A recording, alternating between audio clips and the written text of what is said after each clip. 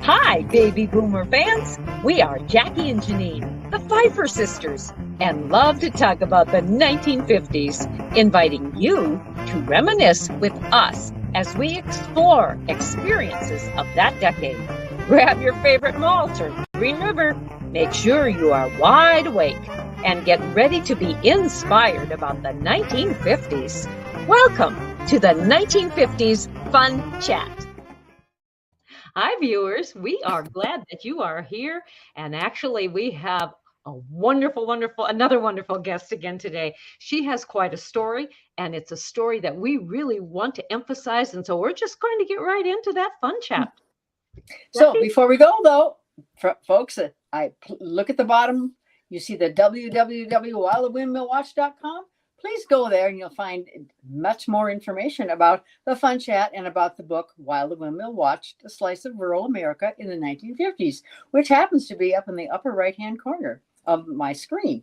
And you'll also notice a little white dot. That is indicates a very important thing that happened to the little book, because in 2022, it was a National Independent Press Award in the regional category for nonfiction category, and it was called a distinguished favorite. So that's a national award that the book got. So let's continue. Let's start up right now. Yep. We'd like to introduce you to Chris Roules, who was born in 1957 and grew up in the small town of Mediapolis in southeast Iowa, having a population of about 1,000 people. Small town.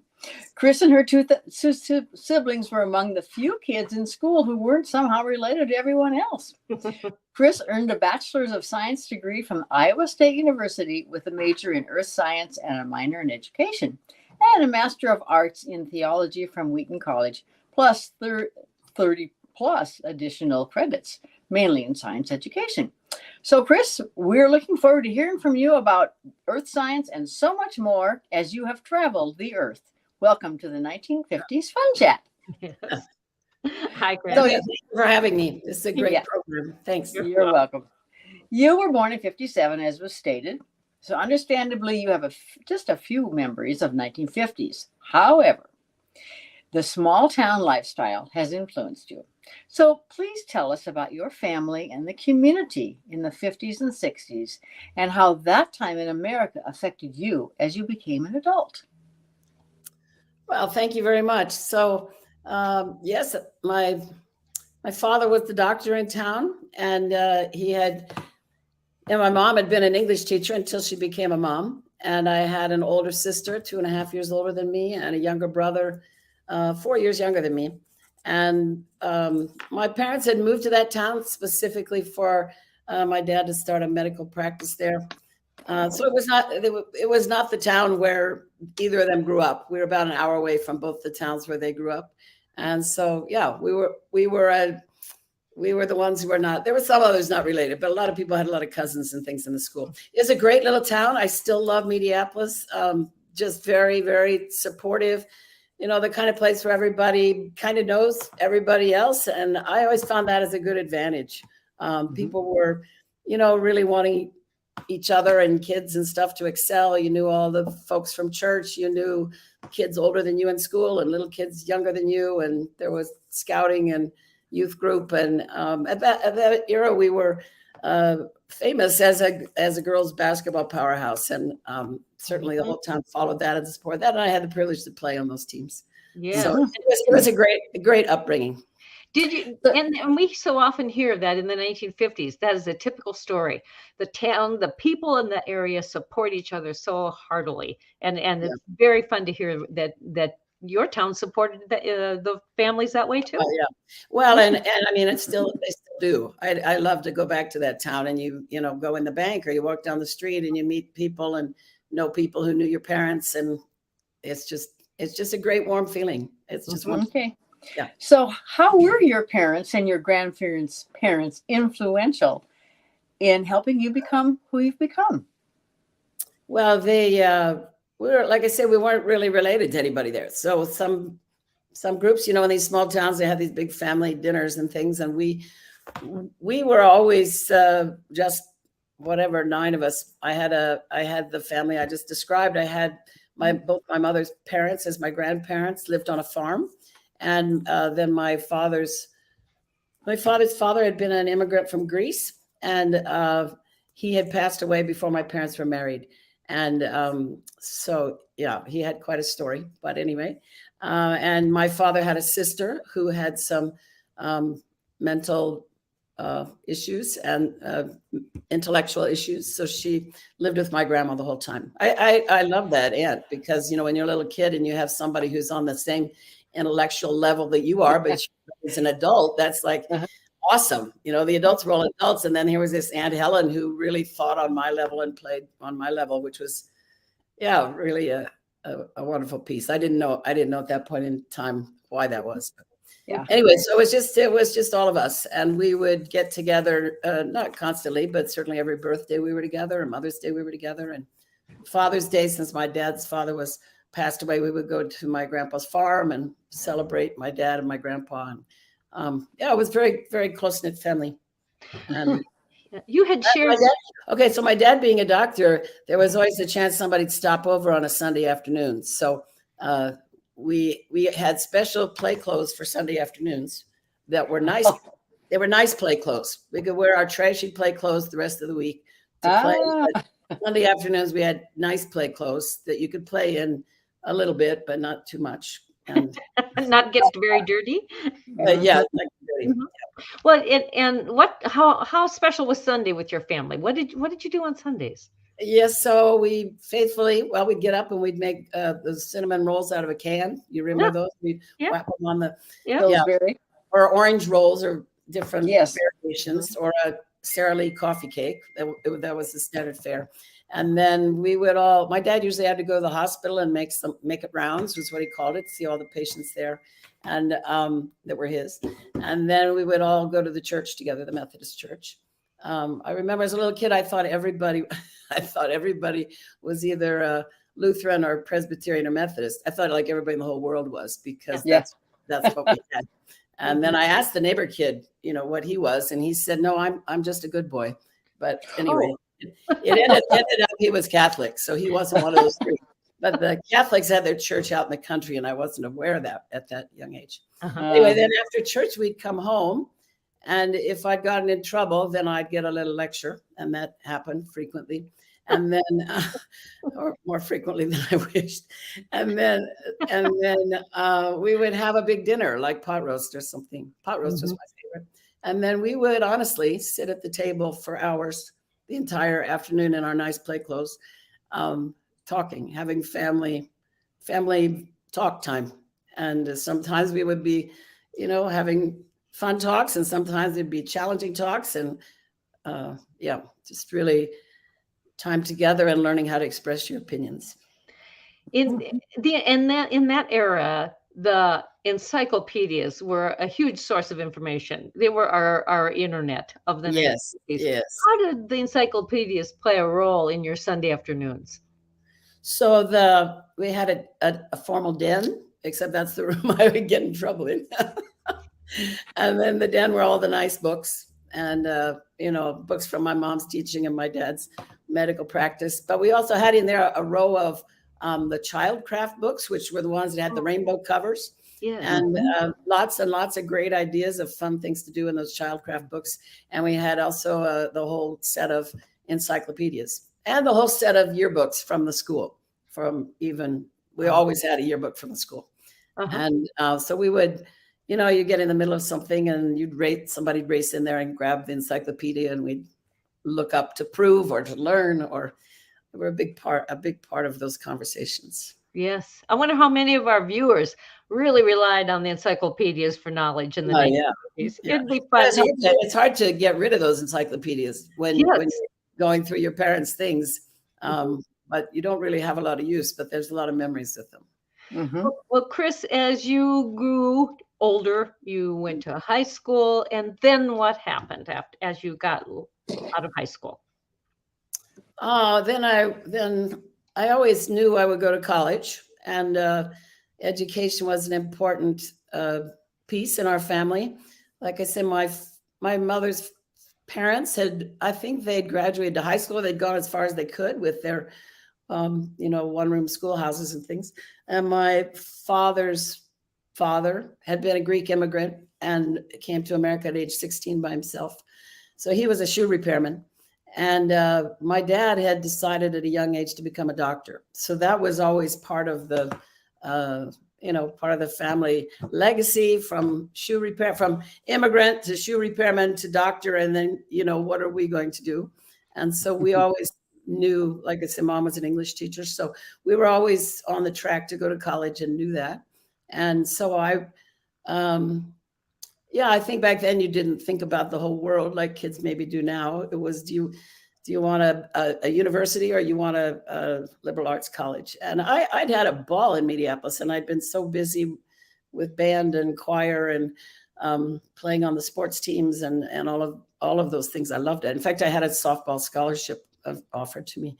But I really thought I needed, instead of to be a big duck in a little puddle, I needed to be a little duck in a big puddle. So I decided to go to universities, and decided that Ames was the best choice for me. My sister was already there, but that almost dissuaded me because I wanted it to be my experience, not I was the little sister experience. But I just thought Ames was a great fit for me, so that's where I went. Mm-hmm. And did you know right from the start what your study was going to be?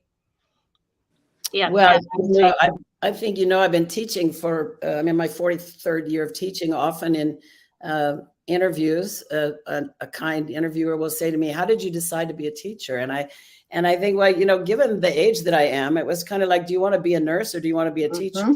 Yes. It was, and I didn't want to be a nurse. I kind of wanted to be a doctor, but then I also wanted to be a mom, and I didn't think that would necessarily fit so well. I wasn't looking at a giant career like that. So I decided to be a teacher. I just love math, and I really enjoy math. So I started out as a math major, and one day noticed that everybody in the class but me was a little bit bored. So well, then I thought, well, this could get tedious. Just because I love it doesn't mean it's going to be nice to talk about for years. And, and I was going to some Christian youth groups then at the university.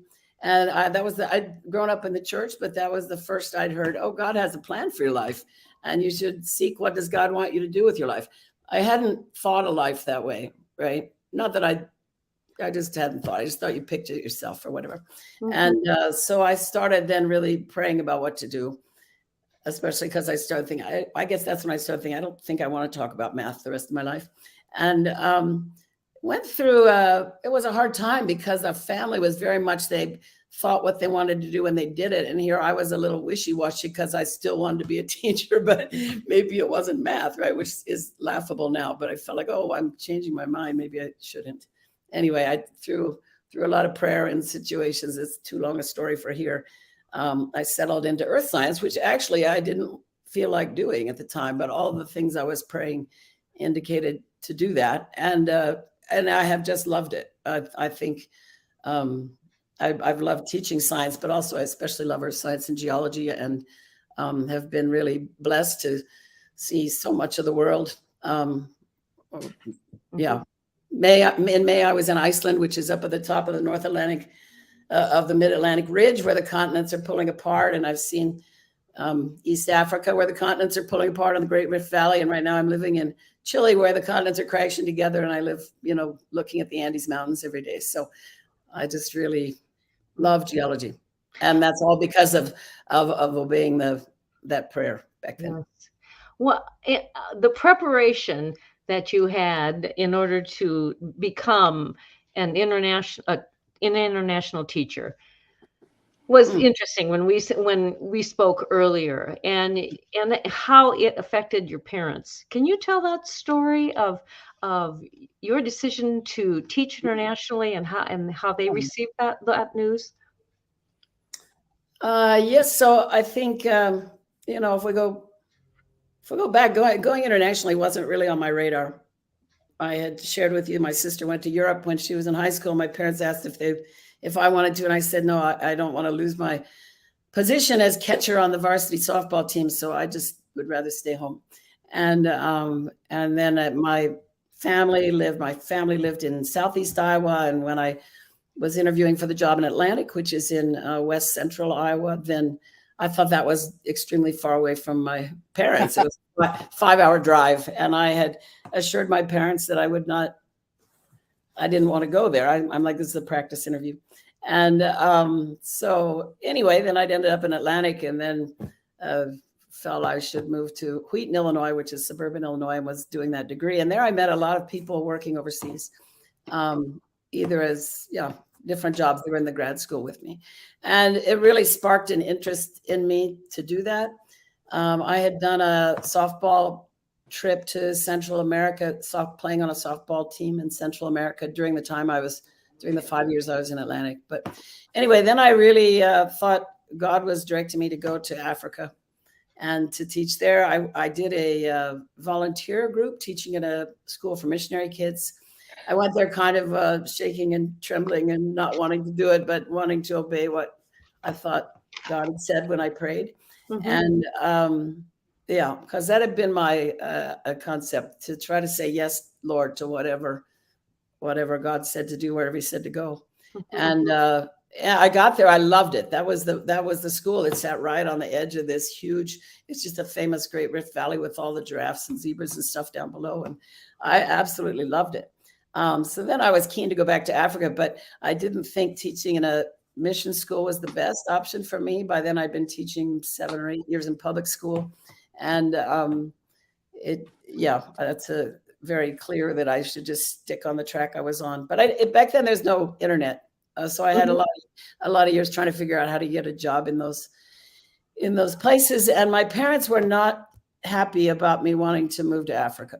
So I could understand it at the time. I wasn't real happy about moving there either.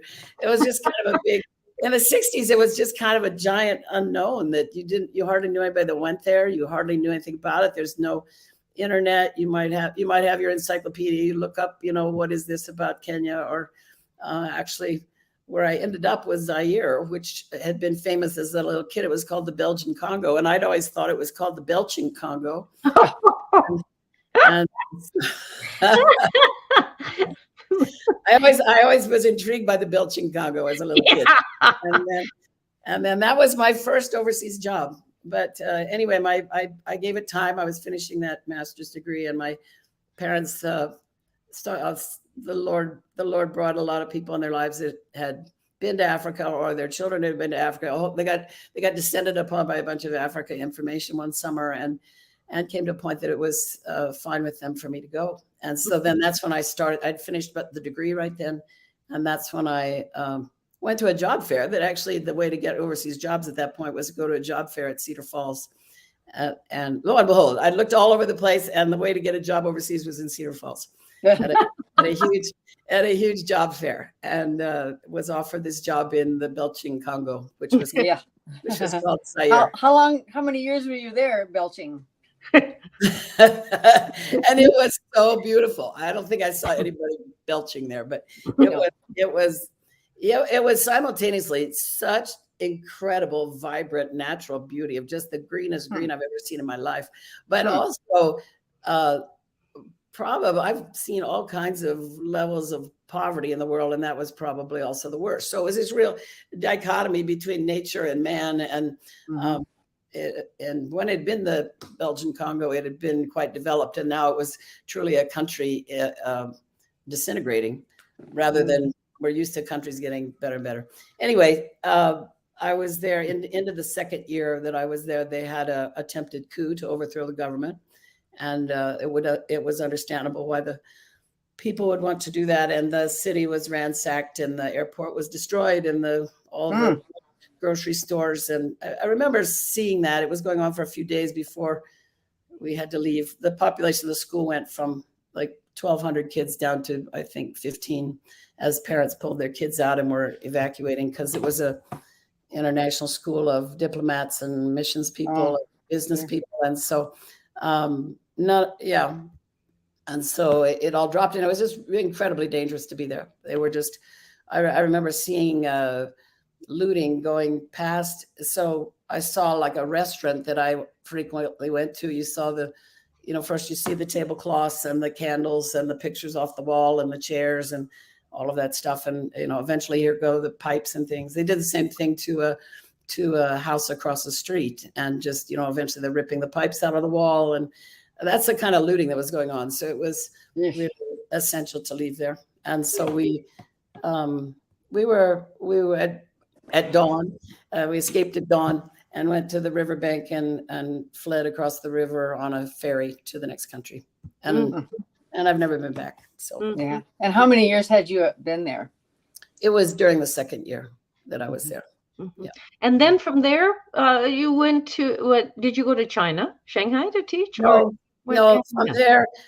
This time-wise, this is right after the two things. Right after the fall of communism in Eastern Europe, which had to do with why this coup happened. That's a longer story, but Angola was communist and Zaire was not, and funding and aid funding and stuff impacted all of that experience.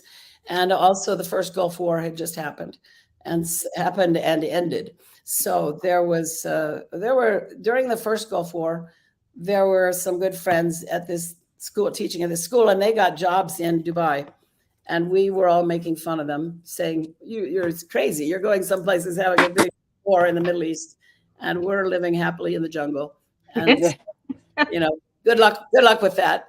And then all of us lost our jobs. And in the meantime, then with the first Gulf War, was fairly short, and the actual fighting, and then the people, the foreigners left Kuwait and moved into the Emirates, which is quite safe. And so the schools in Dubai and Abu Dhabi were adding on high schools. And so a group of us that had been working together in Zaire all got hired to go together and work together to build this high school in Dubai. That was the American School of Dubai. Did you have any language training to any of these places where you have taught throughout the world? No. Well, the most I had was where I am right now for Santiago, but that was 4 years of high school Spanish. But by some sort of miracle, I actually still remember it. So shout out to Dave Hickman and Ellen Brown for teaching me good Spanish. I still remember. And so it was essential in Zaire now that's called the Democratic Republic of Congo. It was essential there to learn another language. They were speaking French or they were speaking Lingala, but they weren't speaking Swahili or English at all. I learned some Swahili when I lived in East Africa for a little bit earlier. I got really lost once in my car in my first 2 weeks in that city, and ended up following the moon to get to where I knew where to be. Again, there's no GPS or anything. Yeah. And started some French lessons the next day because I just had to learn that. And in Dubai, you could get by speaking just English. In China, everything in my work was in English. By the time I was in Dubai, we started to have smartphones, and then you could do translations through there. And so that made that easy. Now that I'm in Chile, I actually speak Spanish for the things that are not, the school's all in English, but when I'm out shopping or whatever, I just speak Spanish. Okay. So from country to country to country, and you're teaching geology. Are you teaching the geology of that specific area, that country, or are you teaching geology of the world? Or how do you relate your curriculum to the students of that country? Actually, along the way, at some point I was teaching earth science and physics. And then when I went overseas, I started teaching physics and chemistry. And so I've mainly been a physics and chemistry teacher, a little bit of earth science, but we're more just teaching. I try to relate it to where we are, but also in the bigger global picture of things. Yeah. Okay. I hear you talk a lot about respect for your parents in making decisions in your life. Do you think that there was anything from your childhood in the 50s and 60s that really planted that seed of respect for your parents in your heart? Well, I think it was just how the family was. I think, um, my mother's parents both were from big families with 5 or 6 kids, and they were all kind of living in the same area. And I knew some of those, some of my uncles that were my grandpa's brothers. I guess that'd be my great uncle or whatever that would be. It's my mother's uncles. I think they just revered their parents and each other and modeled that. My father's father, coming from Mediterranean Europe, it was a very paternalistic society. So, and that's been an interesting piece, because I think he thought he really loosened up from what he'd been raised with, and then I think my dad thought he really loosened up, but we had quite a paternalistic. Well, that doesn't sound right, but the last boss was Dad back in the 60s, right? Yes. And like I mentioned, my mom was hysterically fun and funny, and I just had a ball with her. And there was that. They were always united in what happened. But if it came to somebody need to take you to the den and tell you how to behave, that would be Dad. Okay.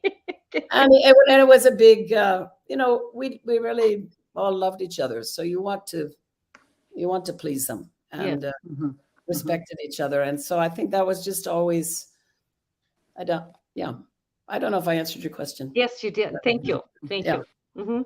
Yeah.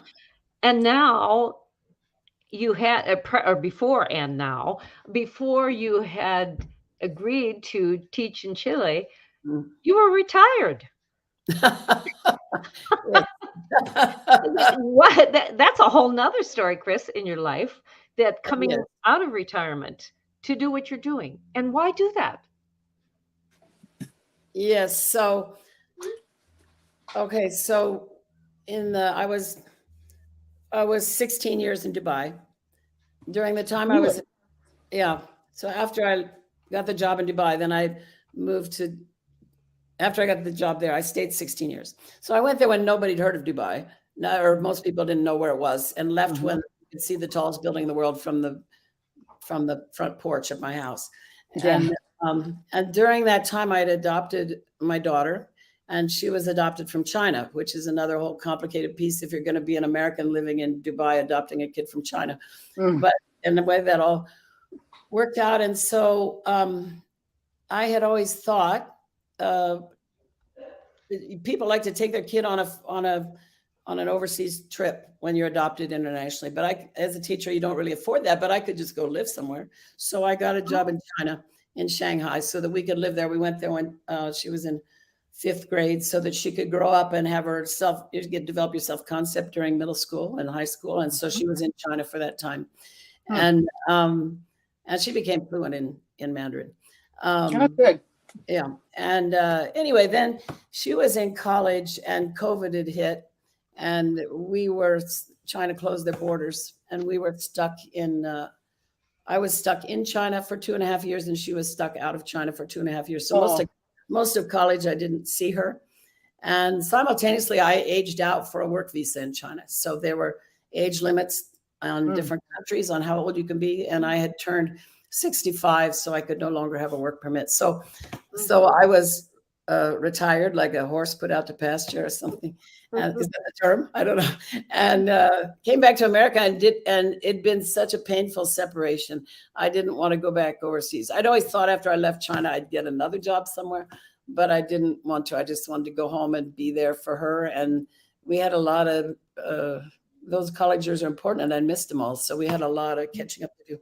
Yeah. Anyway, out of the blue, then the principal of the school in Chile is an outstanding professional and a wonderful friend, but not a friend like I run around with because we're totally different ages, but somebody I just really enjoy and respect with a lot of enthusiasm. She'd been the assistant principal and a counselor at the school in Shanghai. And she became the principal of this school in 2018. So she reached out to me and asked me to apply here. And then I And then I went through a whole lot of prayer and pondering, and sometimes praying the door would close, because I'm like, it's just kind of nice to live. It's nice to be retired and live in Atlantic, Iowa, and not grade any more papers, and wake up when I want. And all of that, just go to the YMCA to work out or whatever. And anyway, I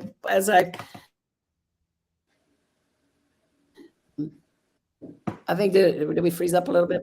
Yes. There we go. I think I froze a minute. Anyway, as I prayed about it all, and I was kind of praying that the doors would slam shut and I wouldn't work out, they just kept flinging open. And so here I am in Chile, teaching and loving it. It's just astoundingly gorgeous. And I do really love being back in the classroom again. There's, I'd always thought when you retire, there's maybe if you stay in the same community, it's different. But if you move to somewhere where you don't know people, there's like no way to get to know all the high school kids and adolescents like you do when you're teaching. And so I really miss that. I helped with stuff at church, but it wasn't the same as knowing the kids in the classroom. So do you have in your classes, do you have any American students who are living there? Oh, yes, we have some. Yeah. In fact, we just had an amazing Saturday. We had an amazing all-day celebration of the international fair, I guess you'd call it, celebrating the 50 plus nations of our school, where they all had booths with the most delicious food. And I took a whole backpack full of Tupperwares and stocked up on food for the whole week. So did you bring your Tupperware with you, or did you buy it down there? I bought my Tupperware here. Oh, okay. But maybe it's not Tupperware. It's whatever that. Plastic. Yes. So far, I still have all the right lids for all the right bottles. Oh, that's a gift right there.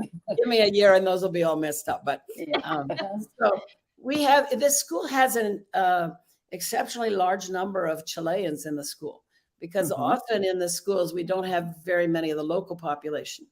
And the reason for that would be, like, if we had the local population in the school in Dubai, then we in high school we were supposed to separate the girls from the boys and not have them in mixed gender classes. Oh, so, you don't want to.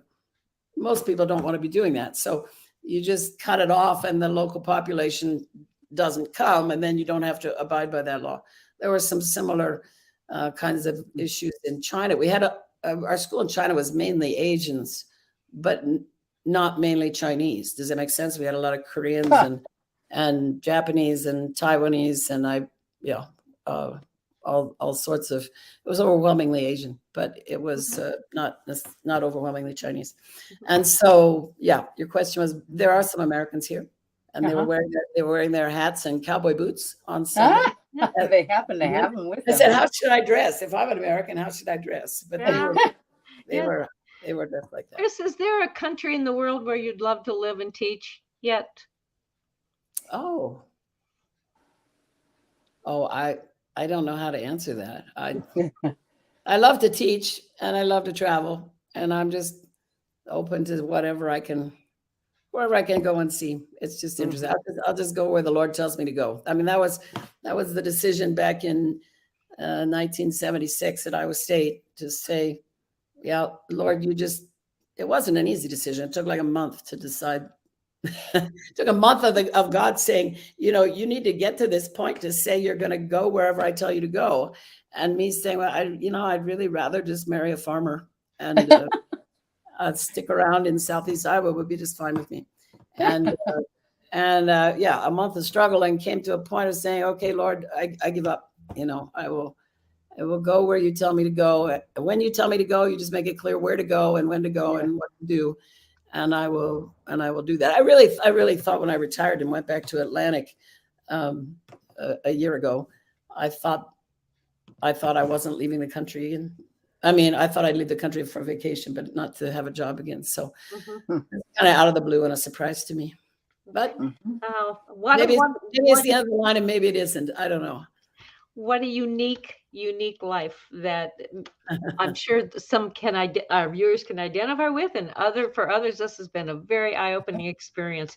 And to think, Chris, that so much of it began with the influence of your parents and your grandparents, especially living in that mid 20th century time in America. So thank you very much for being our guest today, Chris. We're so grateful. Thank you. Were you going to ask her one more question, Janine? About a highlight of the 50s, or a highlight of one moment or one situation in all your teaching experiences that was kind of a highlight, I guess I'd say. Was there one, Chris? Yeah. Oh. Or have you had a lot of? My life is a bunch of highlights, I think. A bunch of hysterically funny stories, and a bunch of crazy, concerning things that ended up working out okay. I think what I would say is, people often ask me, where's my favorite place to be? What's my favorite country or something? I've been to more countries. I don't know, way more than 45 countries. I don't even know how many. I've been really privileged to do that. So if we try to think, what do I like the best? I've come to realize that what I like the best is the rural part of a country. I don't care so much what country it is. I lived in Shanghai with 28 million people. I lived there for 12 years. I'm not a fan of living in a big city. I lived in suburban Chicago for 6 years. I don't really like living in big cities. I always gravitate to the rural part. I love rural China. I love rural Iowa, rural Africa, rural Malawi. Even here we can actually drive out of the city. And I went out a couple different weekends and just into the more rural places where people are just more. I find people are more authentic and approachable in the rural scenarios. And there's nothing I like more than being in some country, walking down the road in a rural area and just meeting who you meet and figuring out some way to communicate with them, whether you share a language or you're just gesturing or whatever. I mean, I think those are the favorite memories, not just one, but of being in different places, going down a little off the road and meeting who you meet. And I think, that goes back to, riding your bike out of town, out of Mediapolis on a Saturday afternoon and just doing riding the section. You call them the sections. Yep. Yes. Riding the sections on the bike and, waving at everybody and all of that. I think that piece of being really friendly and approachable, certainly my parents required that we do that in our small town, but very much a small town thing. And I think that's really been a asset for me through all these countries I moved to. Yeah. Okay. Thank you so much. Thank you so much. Jackie, how can you wrap up our program, Jackie? Oh, viewers, I would just like to have you notice the red subscribe button. Please do tap that, and the blue thumbs up button. And until next time, tell your friends, even your family, about the 1950s Fun Chat. Toodaloo.